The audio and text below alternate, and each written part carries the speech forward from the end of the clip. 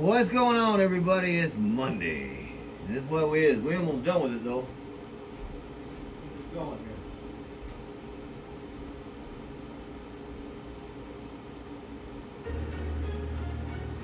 here. Yeah. Yeah. Breaker. No South Jersey checking in. Danny in the shop where the real ones begin. 454s, 2290s, 2879s, all HGs hitting hard. What's going on, everybody? Talk about quite a few different things tonight as well today. A lot of stuff going on.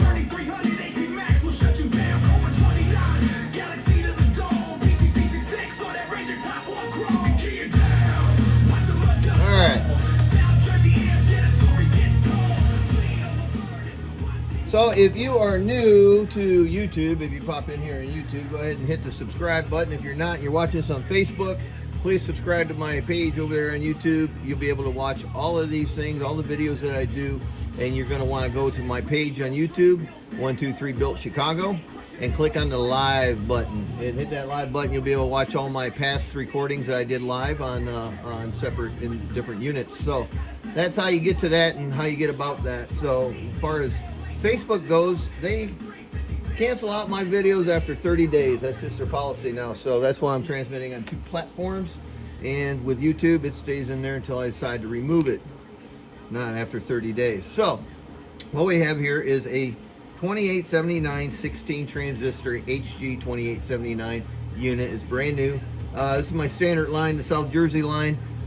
Great boxes. Now, there's guys out there on the interweb and they're kicking up dust again saying HG is no good, they're terrible. Well, here's what I'm going to tell those guys. Learn how to build around your surroundings. So if you have a transistor and it acts a little weird and your buddy can't figure it out and they send it off to somebody that knows about what we're dealing with, then leave it to the professionals. Don't try to keep on building and leaving it up to Johnny to figure it out and say that he's got a high standing wave or he's got a junky radio. It's not the amplifier's fault. It's the builder's fault if these things work or if they don't work. I've been working with HG for a super long time. I've been building with these units to all of the transistors. Recently I added to the 1446s, 2290s, the 454s. I added that to my list because they are good transistors used for drivers and such. So every amplifier and pre-driver has a home somewhere for something, and it's a job that you're just going to give it to do. So as far as one transistor is better than the other, well, we look at 2879Cs and guess what? They have the most chips at this point running and working and have been doing it for years. All the guys out there in competition are running 2879Cs. There's a few guys out there still running some Toshiba stuff. Getting kind of pricey because they break stuff and they're paying a lot of money to try to get that amp up and running again for the next shootout. But with all of that said, the 2879C is truly proven. So if you're a so-say builder, self-proclaimed builder, or a guy that just thinks he knows, then you got to roll up your sleeves and you got to actually work the transistor. It's not that much of a difference between the 2879 and the 2879Cs.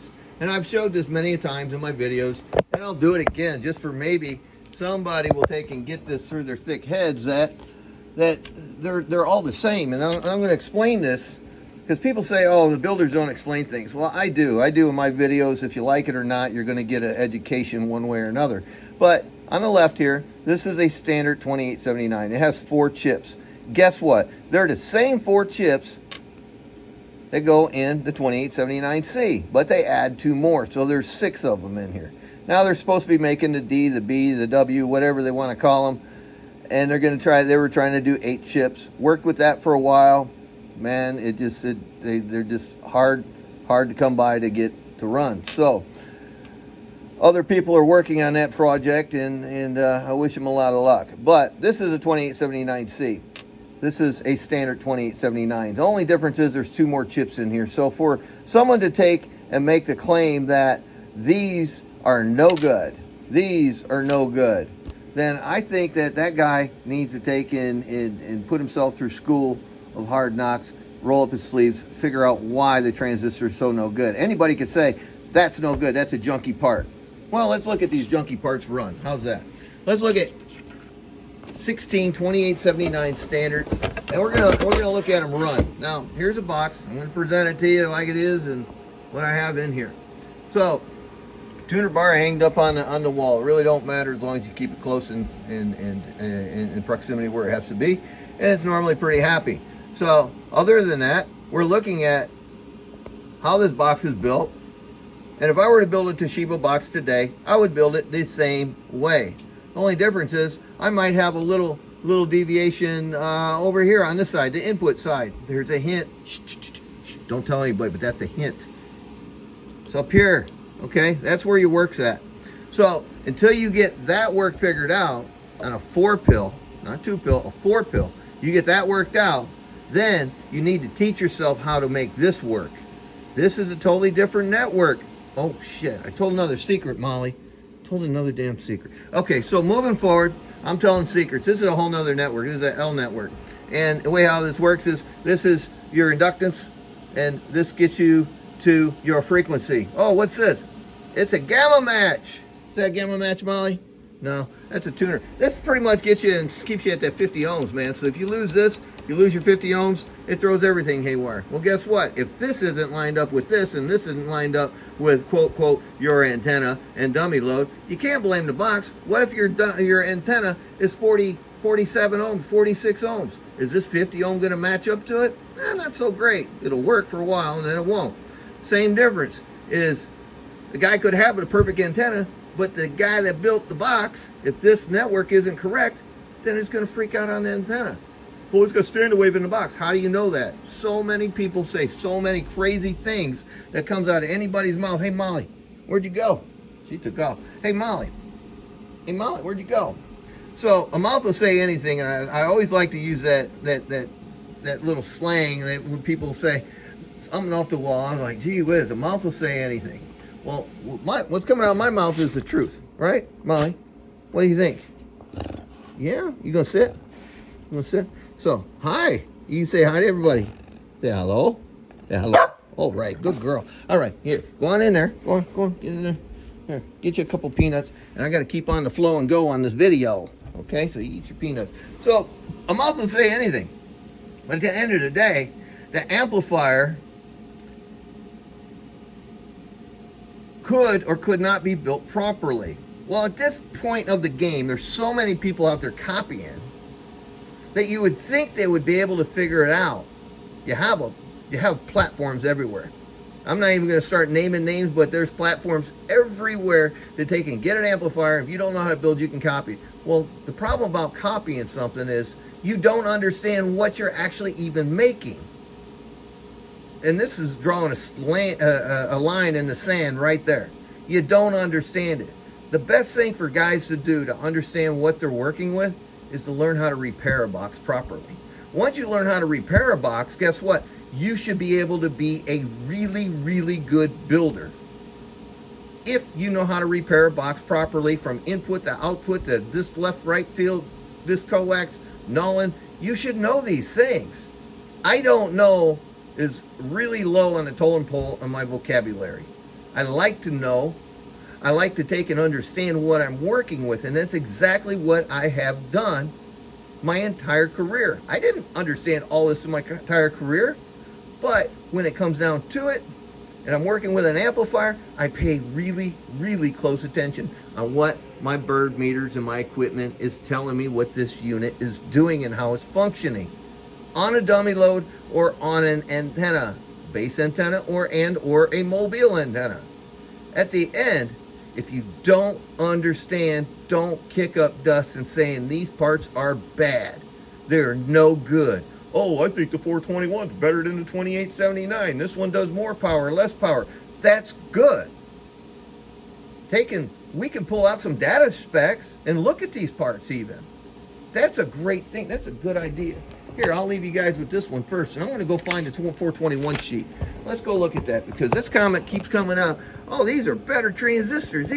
Listen, man, they're all made by the same guy. Let me see if I can find the rest of these specs. neighbor hooked me up with these plastic covered data sheets. I love it. The 2879C. Here's a 1446. Here's the 454. It has 3 chips inside. Here's the 2290, and here's that 421. All right. Let's take a peek. Let's take a peek. So, in comparison, just giving a quick review. Okay, here's the difference. Right here. I found it. So, we take and get into this and look at voltage. So, emitter base voltage. It says 4. Let's see, glare. There's 4 right there, right? That's on 2879. So we'll look at the same thing. Here's a little difference right here. Emitter base voltage. Emitter, ed. Okay. Emitter base voltage. 4.5. All right. So it's 0.5 higher. They say, man, these 421s, they work better than 2879s. Okay. I'll go over here and it says, I got 4. This one here says I got 4.5. That's great. That says automatically that this is going to have a little bit more gain on that one. Let's take a look at, down the bottom of the pile here. Let's look at the C real quick, see where that's at. Oh, what's that? What's that? 4.5. See that? All right, but this has 6 chips, and the 421 only has 4 chips in it. So, any way you want to cut it, they're data sheets. You can get them online. Go to HG-semiconductor.com, upload these things if you all want to take and read something. But moving on, let's get all this stuff out the way. I don't want to waste up too much time. You guys want to see some birds move? I'm going to try to make a move for you. All right. So, moving on up like Jefferson's. This is the 16 transistor unit. I do have a fixed input in here, and the output is glued in pretty good. You don't never want to take and get in here and start moving stuff around or adding parts if you definitely don't know you understand what you're doing. So, standard 162879 South Jersey unit 2027. I have a 4 fan kit. Each fan is 108 CFMs with filtration on the voltage and filters on the outside to keep it nice and clean and pristine on the inside.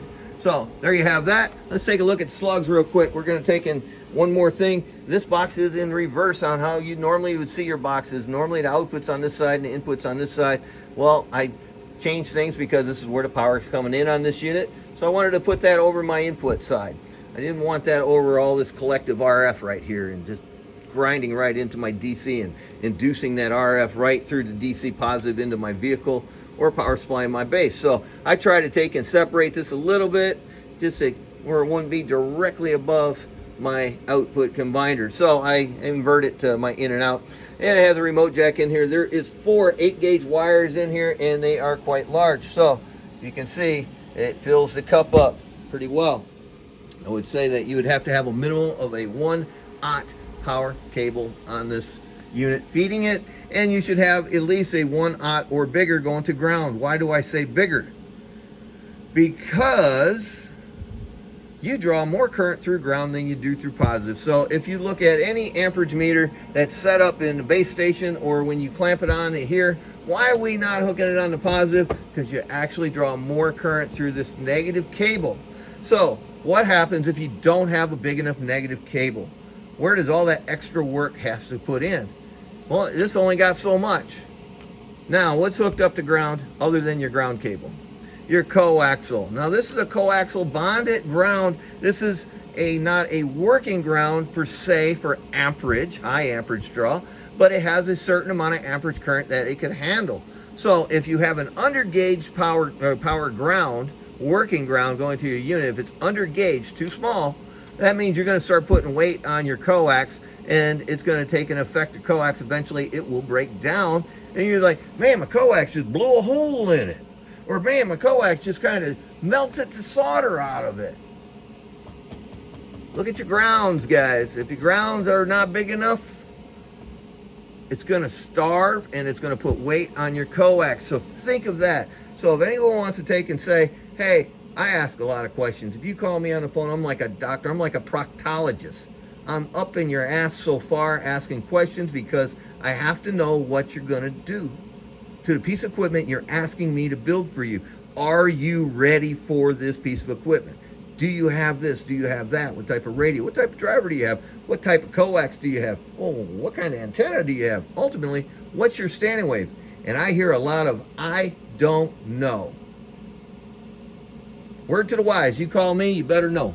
If you don't, I'm going to make you have homework, go and find out, and call me back. Makes me no difference. I am not in a hurry to sell somebody a good idea into their bad idea. I want to see progress, not taking things break down and blow up. I want to see the guy go out and have a good time. I would say 97% of the guys that I talked to had listened to my advice and literally became successful overnight, just following some simple rules. And they went and checked their system. So, what's going on, Vinny? So, with all of that said, let's take a look at my phase angle of my coax. It's going everywhere. It don't really matter about that. If your system's right, I'm going to dummy load. Even if I were to plug in the antenna, I'm still cool with what's going on here. But from my radio, my R&R, Dustin R&R Cobra 29, great radio. But what did I do? I had to drop that voltage down because even in the description, I'm running this little amp. It's got one 2290 driving 4 2879s, and that radio will put out too much, overdrive the driver, and say, hoo-ha, I don't like you no more. So, I'm a smart guy. I backed my radio down so it would match up with the amplifier a little better. Overdrive is brutal. Guys, listen, if you got a dual final radio, a striker radio, Coax radio, anything with 2 Chinese finals in it, guess what's going to happen? It will not work driving into a single or even a dual final radio is driving something else. Now, if you had a dual final radio and you had a 2-pill, a straight 2-pill, no potentiometer, it will work great. Now, you could take and turn that 2-pill and dump that into something else, and it may not work out so great, especially on the striker side of things. They kind of say, oh man, my relay locked up. I ain't heard of a relay ever locking up. I heard a relay go up and down. That noise you're hearing that you think the relay locked up? No. That amplifier ran off into orbit and went into self-oscillation and says, I'm going to tear it up until you unplug me. You got to unplug it. You can't just say, oh, shut my amplifier off. That sucker's still running like Grandpa's car. Cadillac in oscillation. All right, so enough of the rant. Let's move forward. 25 watt input reflex slug going back to my driver, and then we're going to use a 1000 watt slug to measure the power. The radio I'm going to run soft at 12.4 volts, and then we're going to take and look at, kind of just want to stick over to the digital just to make life easy for everybody. What's going on, Ray? So, but we'll look at 2500 watt slug, a 10,000 watt slug. I'll just leave it in there. Wait a minute, I can pull that. I can yank that right up out of there. So I ain't going to exceed the 5,000. There we go. I had that out for the 24 pill. All right, so moving forward, 2500 and then a 5,000 analog, digital. All right, so let me reset this real quick. Reflection. Let me get that 5 kilowatt number back up in here. 3, 4, 1, 2. There it is, 5 kilowatts. All right, good. So 2500, we'll check it. There it is. All right, so moving on. I'm going to take and run on 15.56 volts, and then the driver and radio stuff runs about 14.9. Well, actually just the driver, because the radio's down there and it's on 12.4. So we put a little something here, make something work. Let's take a look at what's happening right here with my input drive level. I got this thing back down a little bit. Let's go all the way down. All right. That's minimum. Hang out somewhere right around 180, 70 watts or so. And take a look up here on the, which one's this? This is 2500, 50 watts a line. Showing me about $1.50, 60 on that one. And this one here is 100 watts a line, and that's showing a little high because we're at the long end of the scale. But let's look at the digital. Let's look at RMS on the digital. Showing me 150 on that. Let's see what the peaker tweaker says. Now that's my driver peaker tweaker right there. 725 watts back down. All right, that's back down. 725 watts peaker tweaker time. So set that like that. Set that off for a second. Now I missed what happened here on the last video about the dead key. So I will not forget it this time, but just to sum it up for the guys, let's say, for example, your unit can do 2,000 watts. Let's say 1600. We'll talk about this one. So 1600, where do you set your dead key? No lower than 500. I would probably think it's somewhere around 600, 700 watts would be a really nice number. So if you base it on 1600, but you can only do this, modulate, say, oh, my RMS is doing 1600. I'm going to set my carrier right here. Now, if you had a peak meter, you don't have that reference of RMS or average. Your peak's going to go whoop all the way to the corner every time. So your carrier on peak is the same as it would be on regular AM. All right, so you would throw an amplitude modulation carrier, and on RMS, and let's say you set a 750 watt carrier, you flip over to peak, it should be the same 750 watt carrier right there, and then it'll modulate forward off the scale. All right, so that's so the peak carrier is the same, but the overall envelope is way greater. All right, now go back to this. Set a dead key real quick. I think I can do it. Set something. Get a little something here. All right, so get a little something. I'm going to throw a little music into this thing. Let's look at my drive now. All right, now we're hanging out right around 180 watts RMS. So why'd that go up? Because I got a little input reflect on the bypass. So I'll just show you the bypass of the unit. It's up a little bit. I have to work on that. Not a big deal. So that's where my power loss is, because the bypass has actual reflect. But here is a functioning input reflection, why everything is running. I'm hanging out right around 2 watts. All right, so 2500 scale up here, pretty much low drive. That's showing about 1300 RMS. Now, the peaker tweaker will get so excited when he sees this, but I don't have no RMS driving. I'm making 3,025 watts peak power. Peak is so easily filled up, it's silly. But it gets to a certain spot and it maxes out. It will not increase anymore. You can increase your RMS, but the peak will not increase until you do what? Increase your voltage. And we won't be able to show that today because we're at the maximum voltage that you go out and run. Here's the voltage we're running right now, 15.6. And here is the digital power, showing me 1400, 25, 30 watts. Let's see what the 5 kilowatts says. Showing me about the same. All right, everything's cool. Here's your peaker tweaker. Let's run with it. 3,500 watts. All right, so again, you dig into the RMS numbers. You say, man, I'm only 13, I get 16 pill. I should be doing at least 1,600 watts RMS. Sure you can. You just have to increase your drive a little bit. Well, let's do that. And this is why I don't set dead keys. Because if I had a carrier here, and I go and turn that knob there, that sucker's going to go up and run. So I'm going to take and just back this down to safety. And then I'm going to take and throw a tone up here. Why it's running?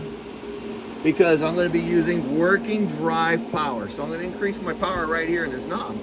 And we're going to take and increase it. So we're going to move it on up. We'll go up here to we'll go about 250. It's right about 250. Inputs are really nice. They actually came down a little bit because you're actually saturating the transistor a little better now. So here's your voltage, and really quick, and here is the RMS again, and your voltage. Let's take a look at the amperage now. We're hanging out right around 222 amps. This amplifier is breathing really, really well right now. So if you come back up here, let's look at the analog one more time. And just a reference, guys. All right, so there's about 1,700 right there. And we're showing, this is a 5,000 here. So yeah, 1750 there on that one. So everything is jiving and it's going really well, and everything's really happy. I'm not at full drive yet, but here, let's go back over to the peak. Let's look at this. Okay. Let's look at the peaker tweaker again. See, now we're right at 3550, 3600. We increased a little bit. We increased here. Now, if I increase here again, what's going to happen?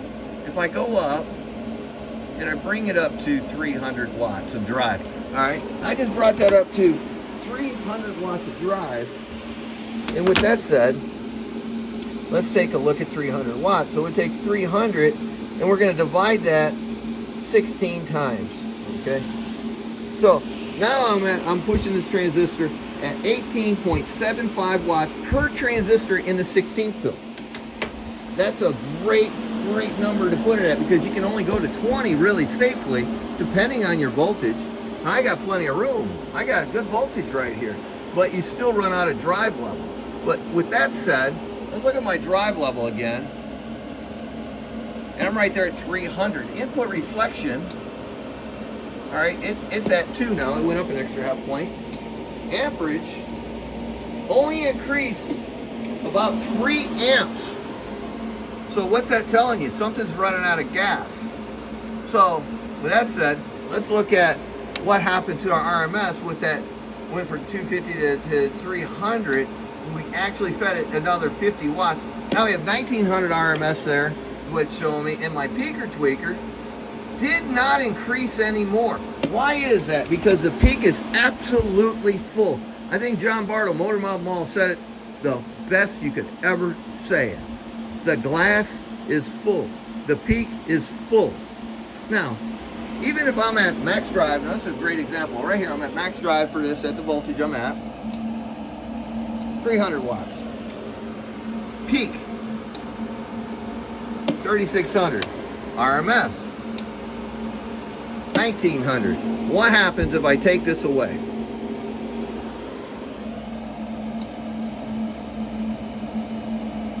It's a 1000 watt slug. It's 180 watts. Input's cool enough. What happened to my RMS? It disappeared. What happened to my peak? It didn't disappear. It's only missing 200 watts peak. Where is it? It's not here. That peak is right there. But and the voltage, but the peak, I can fill it up. Watch.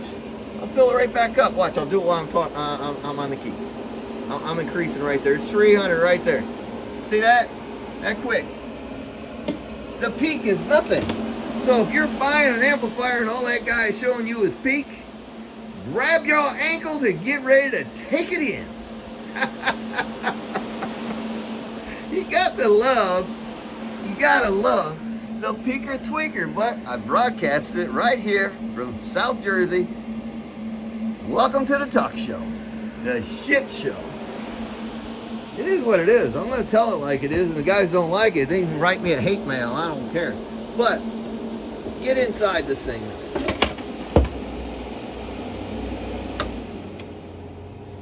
Let's get in this thing. It does have automatic sideband delay in there. You heard the relay go click, clack, clickety clack, clackety click. This is a Class C amplifier, not biased. I gotta have bias for sideband. You know, you need to get that relay to stay down there. I don't know how good guys are, how tuned their ear is, but they say they can tell the difference. I'm going to start talking sideband. I guarantee you can't tell the difference. But anyway, you doing? What's going on, Brian? How are you, buddy? Any way you want to cut it. These transistors that we have are still coming into the United States. We're still taking and trying to take and do things with them and working with the factory. HG is been really working with me closely on some stuff, and I've discovered things that I kind of have questions about. So I'm looking for answers from them to see if they answer my questions as well. So with that said, this is a South Jersey unit. My name is Danny. They call me 123. I'm out here in South Jersey, and this is what I do. Molly's around here somewhere. Here, Molly. Let's see you. Come over here. She's over in a chair. Come on, lazy bones. I got things for you. Hi. Well, I gave him an earful today, huh? You gonna sit? Have a seat. How are you? You good? Give me a wave. Yeah, what's up, baby? Here, you want a peanut? Oh, we gotta work on your nose. You've been digging after those little baby kittens again over the shed. Your nose is dark. It looks like mud. Your nose looks like mud. You got muddy nose. You got a muddy nose, do you? Huh? What do you say, Molly? Oh, you're young. You gonna say hello? Hi. Hi. Hi. There you go. So, hey, listen. It's Monday, and we got some stuff to do. It's still pretty hot out, but I got some things to do on the truck. So I'm gonna finish this up, Molly. You gonna say hello? Wave? Talk? Say hi. Hi. You're so pretty. Yes, Linda, you're pretty. Say hello. You say bye-bye. Come on, tell him. Tell him. Tell him, Molly. Tell him. Say, tell him. What do you think? Crazy? A little bit? You want some peanuts? You gonna sit? You gonna wave? Okay, here you go. Get them. Go on, get them. All right, guys. Well, there you go. There's the rant. That's what I have. Hopefully, the guy that got this, I think you'll like it. It's running good. I did hook it up to my antenna and said hoo-ha, hoo-ha. Worked great. So, let's see here. Class C sounds like shit on sideband. The only way to fix it is to bias it. That's the way it is. All right, Steven, that's cool, man. Where are you from? I want to take and get on sideband and talk to you, because I bet you can't tell the difference. Bet you can't. Bet you can't. All right, let me get out of here. I'm sliding to the side. And at the end, y'all can voice your opinions. Don't mean they're right. Catch y'all later. I'm out of here.